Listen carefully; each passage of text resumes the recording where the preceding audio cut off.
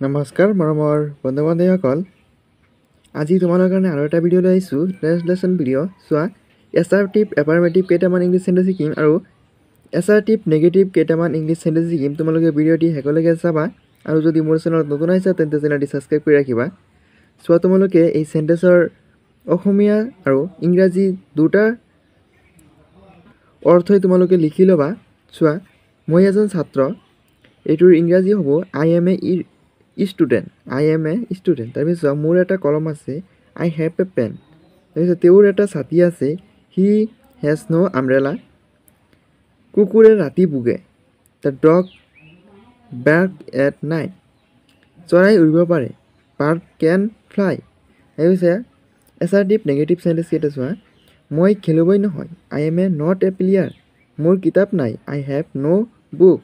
তুমি গীত গাব নোৱাৰা, ইউ কেনট ছিং। বুঢ়া মানুহে দৌৰিব নোৱাৰে, and all men cannot run. তোমালোকৰ গাড়ী নাই, ইউ হেভ ন' কাৰ। এই চোৱা, ইণ্টাৰনেগেটিভ এফাৰ্মেটিভ চেণ্টেন্স। তুমি ছাত্ৰ হয়নে? Are you a student? তোমাৰ নাম কি? What is your name? তোমাৰ কলম আছেনে? Do you have a pen? তোমাৰ দেউতাই কি কৰে? What is your father? বন্ধুসকল, এনেধৰণৰ ভিডিঅ'বোৰ পাই থাকিবলৈ মোৰ চেনেলটি ছাবস্ক্ৰাইব কৰি ৰাখিবা। ভিডিঅ'টি ভাল লাগিলে এটা লাইক কৰি তোমাৰ বন্ধু বান্ধৱত ভিডিঅ'টি শ্বেয়াৰ কৰি দিবা। আজিৰ ভিডিঅ'টি মই ইয়ালৈকে সমাপ্ত কৰিছোঁ।